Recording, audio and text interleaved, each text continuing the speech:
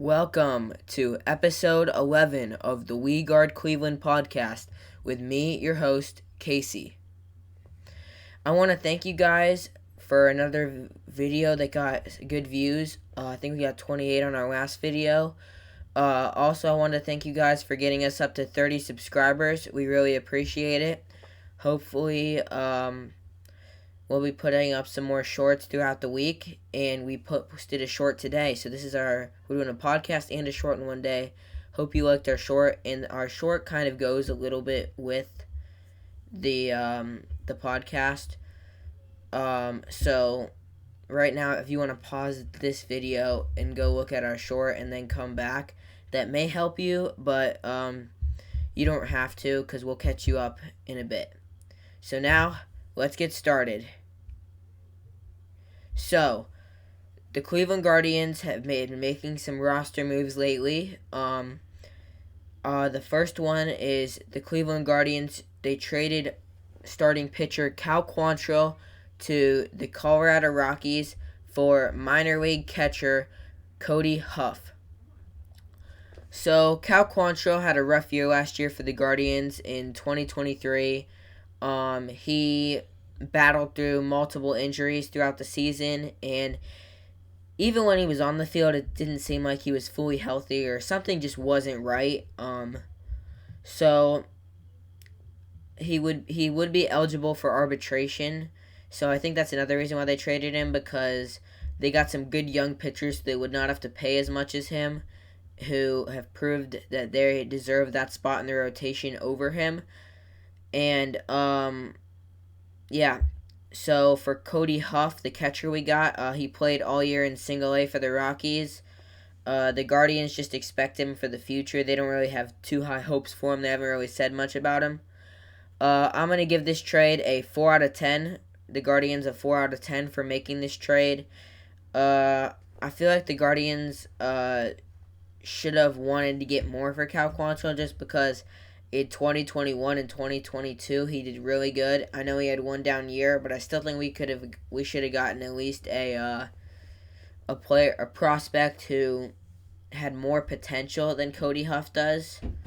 But yeah, that's all on that trade.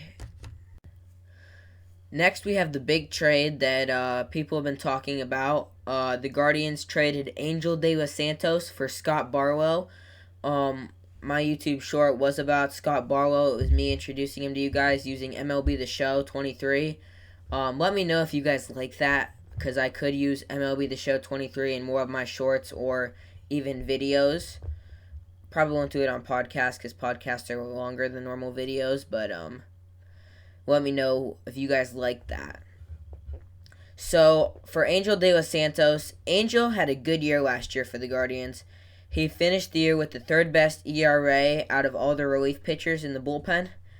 So I'm a little bit surprised that the Guardians traded him. However, Enyel was eligible for arbitration, and because he had a good year, they probably would have had to pay him a little more money than a middle relief pitcher deserves, which probably would have been his role for the Guardians. So I do think that because they got Scott Barlow, who I think they want to use as a setup man type of player, it could be good. So for the Guardians, Scott Barlow, let's learn about him. Scott Barlow is a right-handed relief pitcher who the Guardians acquired for Enyel de Santos. Scott Barlow was the closer for the Kansas City Royals during the 2021 and 2022 seasons. In those 2 years combined, Scott got 40 saves and had an ERA under 3 in both years, which was very good. However, during the first half of the 2023 season for the Royals, Scott really struggled. In the first half of the season, he went 2-4 with a 5.35 ERA and was 13 for 16 in saves for the Kansas City Royals. At the trade deadline, he was traded to the San Diego Padres and pitched a lot better with the Padres, posting an 0-2 with a 3.07 ERA, but he didn't get save opportunities. They used him more as a middle relief pitcher. I think that the Guardians traded him to be their eighth inning setup man, which they need because Trevor Stephan failed at that last year because Trevor Stephan is a great pitcher, but he's more of a seventh inning man than an eighth inning man. And I think they traded for Scott Barlow to be that eighth inning man, which I said they needed a new eighth inning man in my last podcast about the bullpen. So yeah, with the Guardians pitching staff, I think they can develop Scott to be back to the form he was in 2021 and 2022. The great Guardians have a great pitching coach in Carl Willis who can help him get back to his 2022 form, and their new bullpen coach can also help, and Stephen Vogt, because the bullpen is one of the places where he has some experience in. So I think with all those combined great coaches, they could help Scott become that eighth inning man that the Guardians want him to be. I would grade this trade a 9 out of 10. There isn't much risk involved in the trade. However, there are a lot of positive things that could turn out good for the Guardians because Scott, we're acquiring a player better than the player who has shown he's better than the player who we gave up just by overall experience. Take out last year. For both those players, and it's not even close. The reason it's a 9 out of 10 is because I really like Enyel de los Santos, and I really didn't want to trade him, but it is worth the trade. So that's more of a personal thing than anything. But that is why I gave it a 9 out of 10. Now, the other roster move that I want to talk about is the Cleveland Guardians put Oscar Gonzalez on waivers. So the New York Yankees claimed Oscar Gonzalez off waivers. That was just yesterday. Here's Oscar Gonzalez baseball card. Yeah. So I really liked Oscar Gonzalez.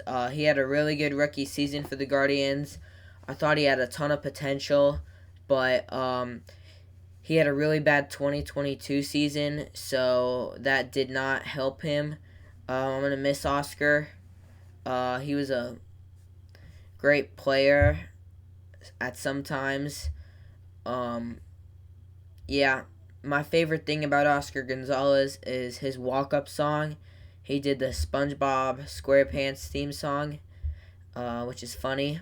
You want me to make a YouTube short about Oscar Gonzalez, I could do that either later today or tomorrow. So, yeah.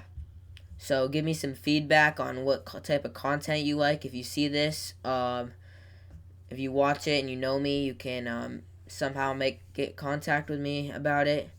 But yeah. So for now, Casey is out.